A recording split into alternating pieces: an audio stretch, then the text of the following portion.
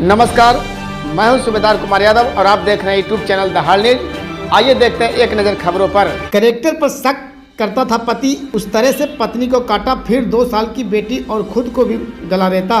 गाजियाबाद के लोनी से हत्या का सनसनीखेज मामला सामने आया है, जहां एक शख्स ने उस तरह से वार कर अपनी पत्नी को मौत के घाट उतार दिया, साथ ही अपनी 2 साल की मासूम बच्ची को भी उस तरह से वार कर घायल कर दिया है। उसने खुद को काटकर आत्महत्या करने की भी कोशिश की। बताया जा रहा है कि चीख पुकार की आवाज़ सुनकर आसपास के लोग मौके पर पहुंचे और दरवाज़ा तोड़कर युवक को बचाया। घटना की सूचना मिलते ही पुलिस मौके पर पहुंची, शव को कब्जे में लिया और पोस्टमार्टम के लिए भेज दिया है।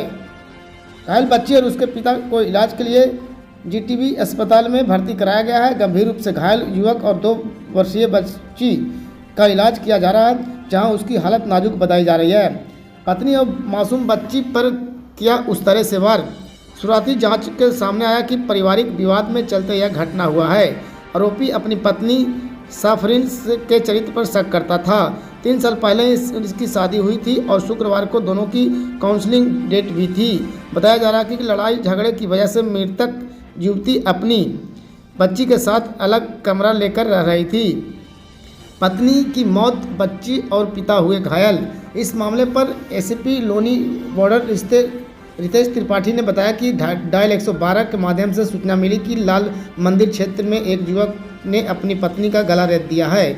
मौके पर पहुंचकर पता चला कि जावेद व उसकी पत्नी साफरीन किराए के मकान में रहते थे। दोनों खून से लथपथ घायल अवस्था में पड़े थे। गेट को तोड़कर कमरे के अंदर घुसे जावेद को तत्काल इलाज के लिए अस्पताल में भर्ती कराया गया। उसकी बेटी को भी गर्दन पर चोटें के निशाने हैं। अस्पताल में उसका इलाज किया जा रहा है, लेकिन साफरीन की मौत हो गई है। गाजियाबाद से धीरेन्द्र कुमार की report. Cherki road block office शेर घाटी के निकट संचालित गौतम बुद्धा आवासीय पब्लिक स्कूल कम पैसों में उत्तम शिक्षा और बेहतर आवासीय की दे रही है सुविधा। लड़के एवं लड़कियों के लिए अलग अलग छात्रावास, कंप्यूटर लैब, साइंस लैब और स्मार्ट क्लासेस की व्यवस्था।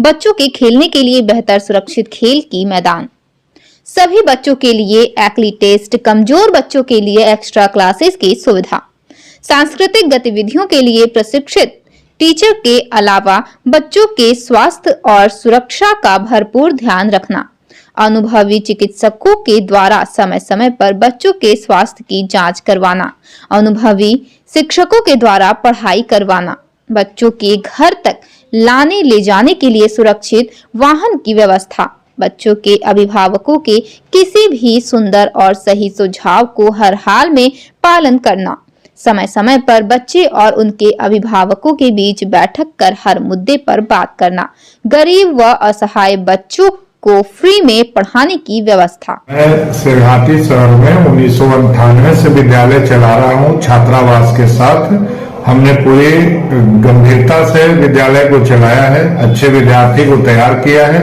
और बड़ी बात यह है कि बहुत कम पैसे में हमने अच्छे विद्यार्थी तैयार किया है। हमारे यहाँ मैट्रिक तक सुविधा है। बच्चे एक बार एडमिशन लेते हैं तो 10th क्लास तक पढ़ करके ही यहाँ से जाते हैं और बहुत कम फी में पढ़ाई हो जाती है।